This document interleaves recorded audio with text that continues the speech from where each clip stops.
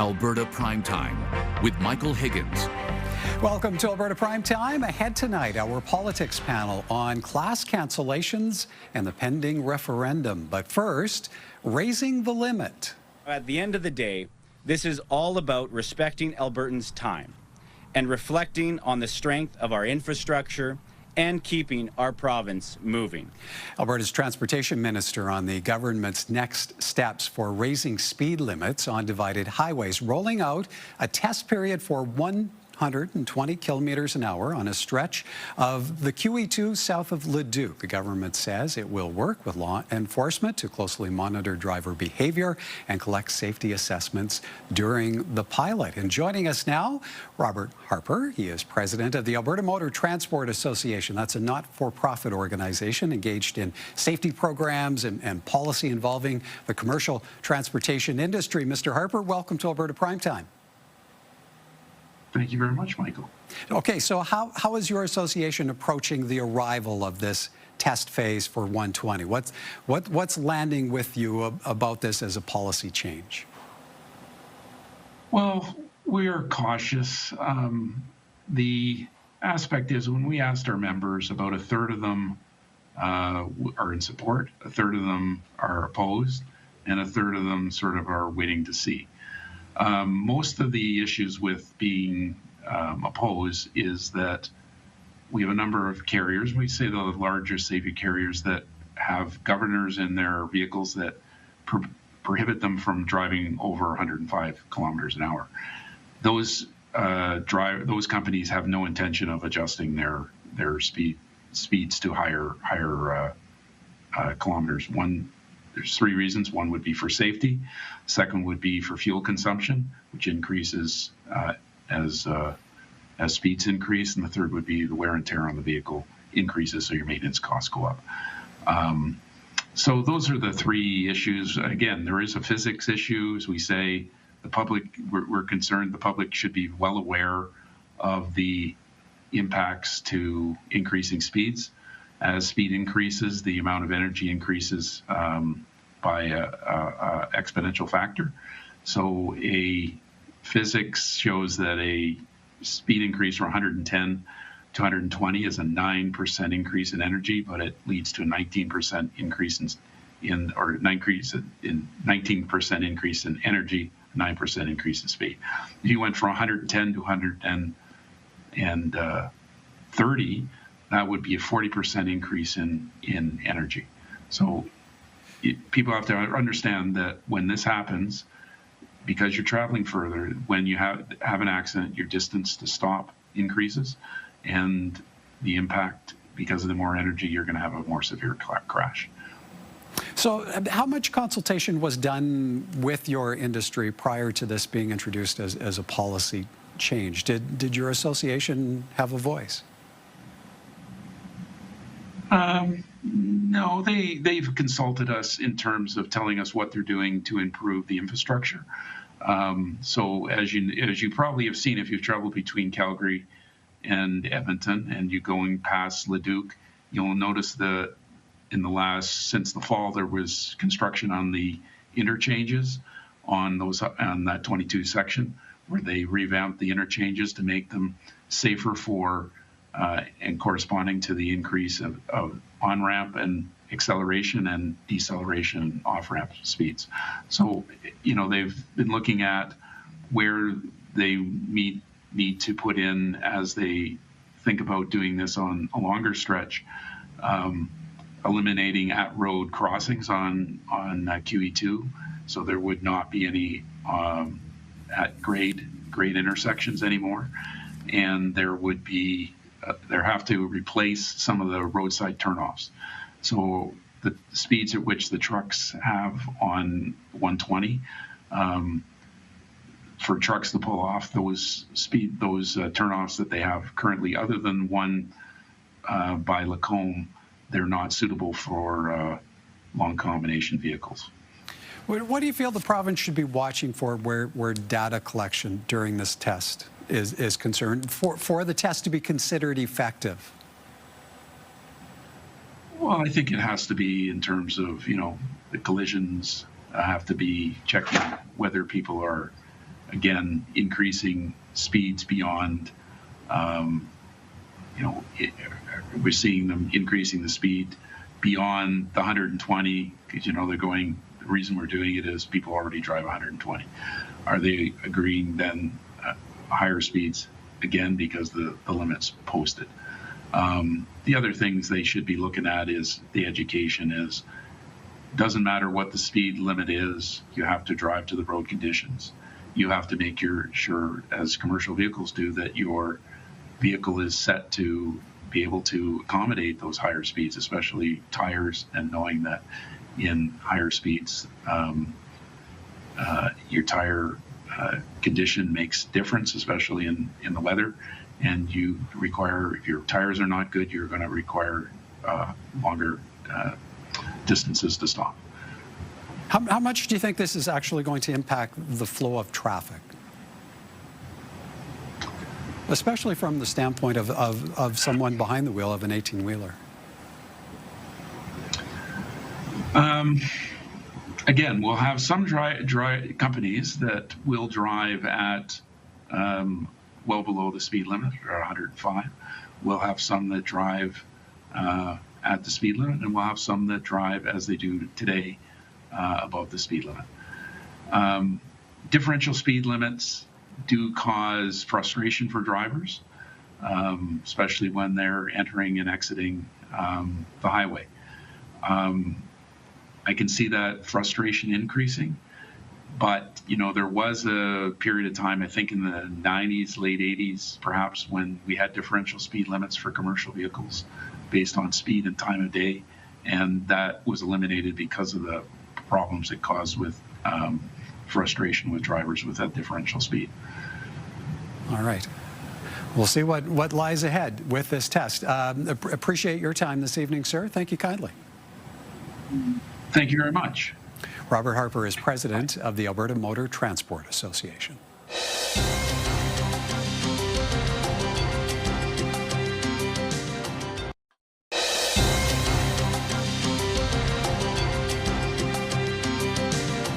From trialing 120 to schools canceling classes on referendum day and getting a read on the federal government's spring fiscal update. Time now for tonight's politics panel. And joining us this evening, former MLA Karen McPherson and Barry Morishita, former Mayor of Brooks and former leader of the Alberta Party. Good evening to you both. And let's begin with the Alberta government's launch today of a pilot program to test raising the speed limit to 120 kilometers an hour. That's on a stretch of Highway 2 south of Leduc, a test bed for increasing the limit on divided highways throughout the province. Karen, the government says this is what Albertans want, citing a survey that has suggested nearly 70% of respondents were in favor of this increase. What do you see the government setting in motion here?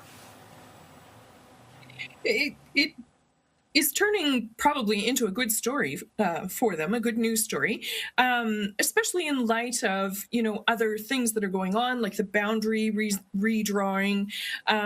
So this is a win. It's a bit of a rehabilitation for Dreeshen's reputation.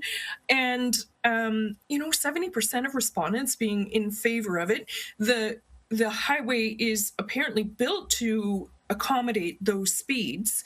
And the fact that the announcement also included information about how there's going to be more enforcement of existing rules, which honestly have been needed on there for a long time. I think the biggest concern that I could see from just the regular driving public is when the weather is bad. The highway is already very problematic in difficult conditions, and adding more speed to it, I don't think is going to make it any safer in that regard.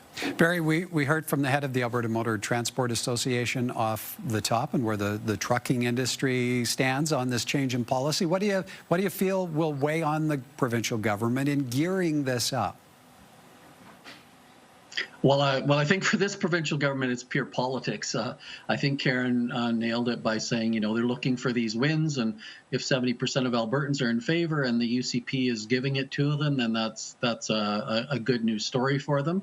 I've watched this a lot, traveled that road a lot. I've seen lots of studies on how to look at, the enforcement on 2 is a problem for sure. You have such a range of speeds of drivers. it creates an unnecessary safety risk, I think.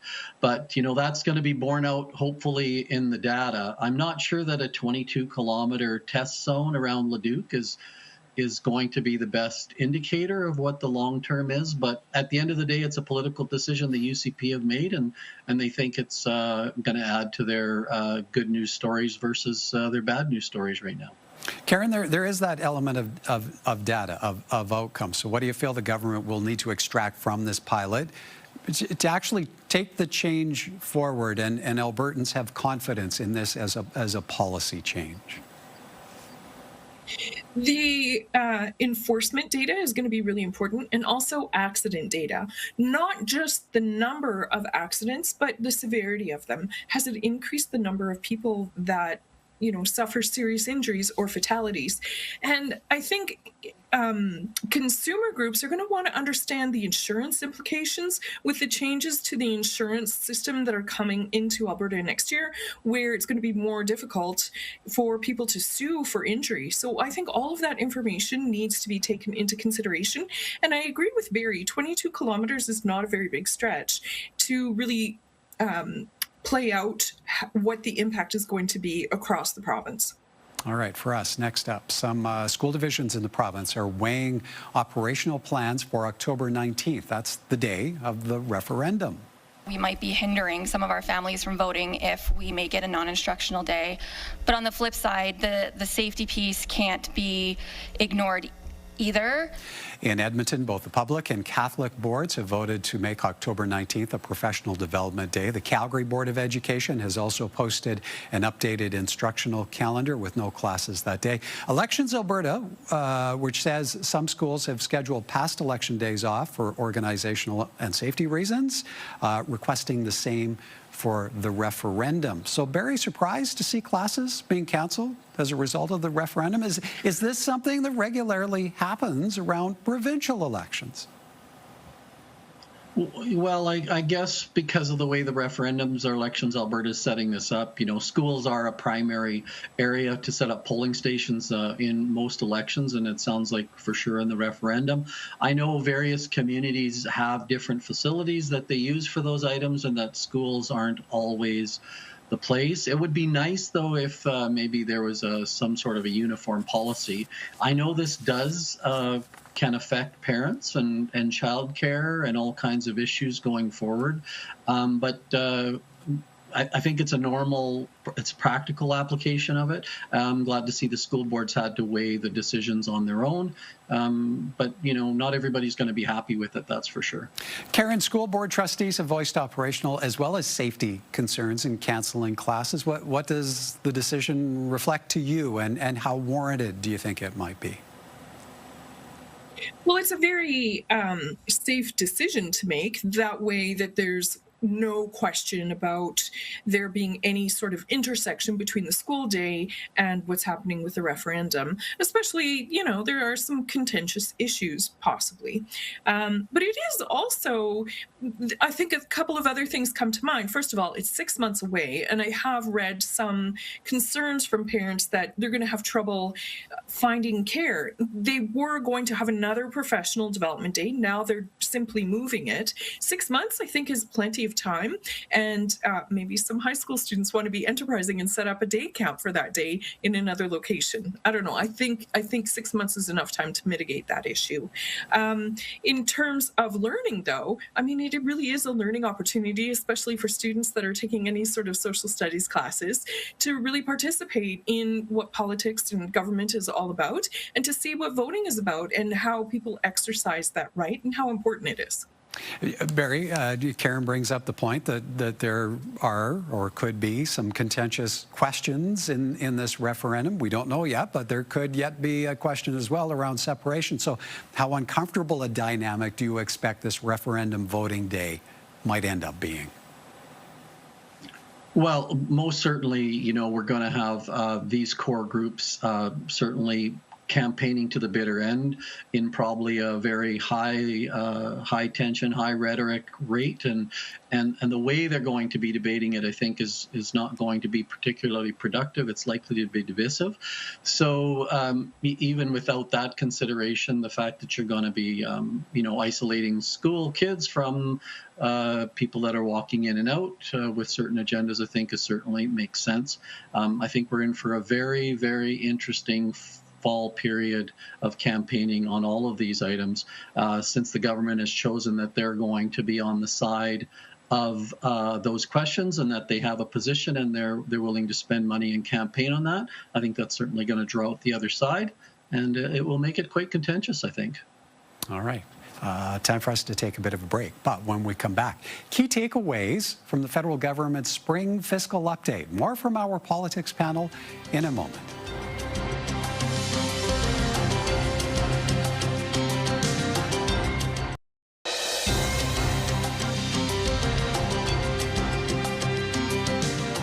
Welcome back. The federal government is out with a spring economic update, which includes some relief measures for Canadians while also carrying a big deficit. We have the right plan. We're building big. We're moving fast. Today's Liberal fiscal updates brings more costs, more debt, and more bills on the national credit card. The fiscal update pegs the federal deficit at $67 billion, about $11 billion lower than projected in the budget. On the spending side, the biggest new line item is a program to recruit and train up to 100,000 skilled trades workers. The spring economic update, though, does not lay out a path to balance the budget within the next 5 years. Karen, there are other elements here as well: CPP, contribution cuts, spending on sports. How do you see fiscal update landing with Canadians continuing to take a hit on the affordability front, especially on a day like today when we're hearing reports of fuel prices jumping as much as 35 cents a litre in parts of Alberta? Yeah, that's been quite a shock for a lot of people.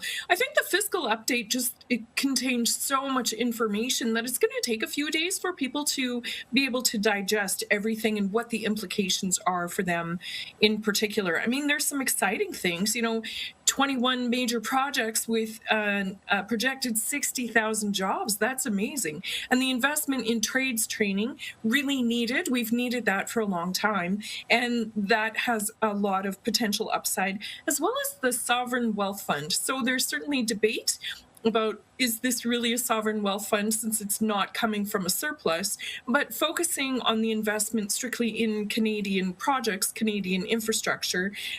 There's also the defense industrial strategy, really needed, and a lot of crossover with other industries, the auto strategy for EVs, and a nature conservation strategy, which is really remarkable, earmarking 30% of wetlands, wildlands for conservation by 2030. So there's lots of really good things in the update, as well as you mentioned, reducing the deficit by $11 billion. Some things are a little bit strange, like the CPP. It's really not going to have a big material impact on what people are dealing with every day. And of course, as you mentioned, we saw the 10-cent per liter gas tax reduction really isn't having much of an impact for us here in Alberta right now. Yeah, Barry, coming out of the election, the message was spending less to invest more. So what's to be made of this update as maybe a report card on year one of the Carney government? Well, I think from a political messaging, I think they're sticking with those points. We're going to lead Canada into a new investment atmosphere. We're going to attract new capital. We're going to build these big projects. We're going to nation build, and the idea that they're investing in sports, because what more to instill increased sense of national pride than winning gold medals and having heroes in athletics across the globe. That's always a good news story. Canadians love that. I think they're really fortunate that they aren't going to be overly scrutinized, because the opposition party, quite frankly, is failing miserably on this.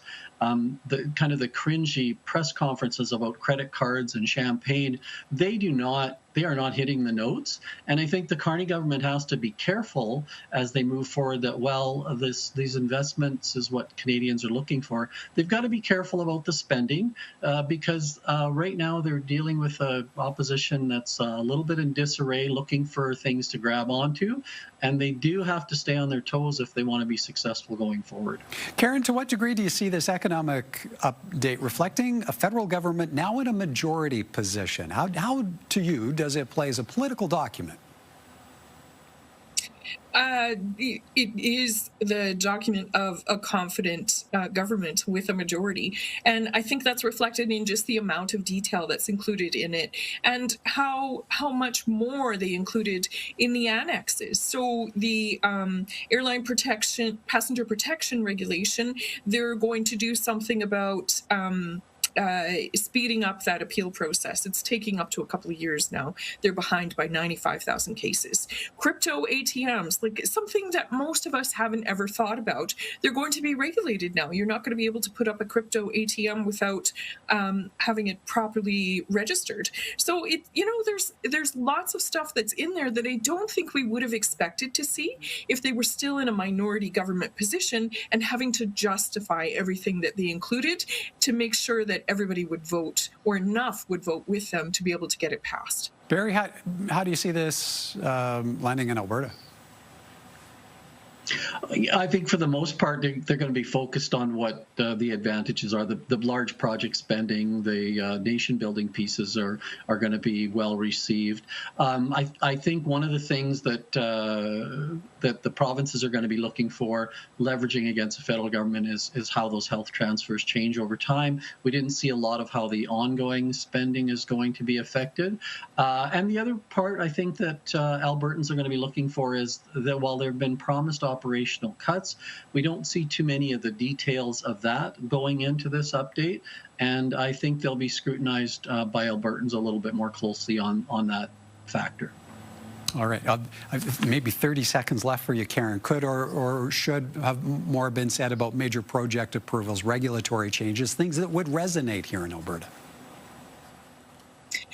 I don't think that that's really the focus, but I do know that there's currently a minister and an associate minister, or parliamentary secretary rather, making the rounds in Calgary. So there is some groundwork being done. It's just not something that's being highlighted within the document itself. So there, definitely ongoing relationship building connections happening. All right, folks, clear out of time. We'll have to leave it there. Great to see you both. Thank you. Thanks a lot. Michael.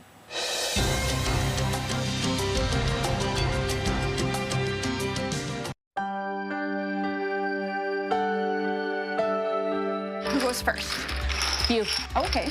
It is easy to connect with Jaden, especially when he's playing his favorite games. I see multiple ways I can win. This winning spirit shows up in everything Jaden does. Born in 2012, Jaden is a fun-loving, kind-hearted boy who thrives in a regular school program with a little extra support. He takes pride in doing his best and doing it well. My favorite subject would be foods or gym. When he's not in class, you'll find him on the move. I love biking and scootering and roller skating. He also has a real love for music. I like drums, guitar, piano. I like all kinds of instruments. Jaden deserves a forever family, a home where simple moments like playing a game together 1, 2, 3 mean everything. Good game. For more information, go online to alberta.ca/Wednesdays-child. Proudly supported by CTV.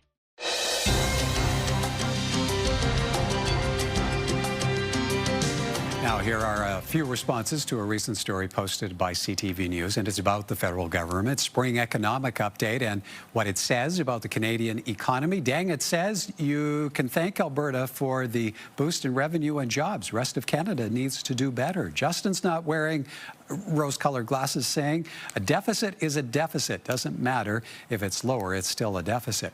Golden was hoping for a bit more, saying it's tough for young Canadian citizens with their cost of living. And Chris still has a problem with government spending, noting that they still spend a Canadian record.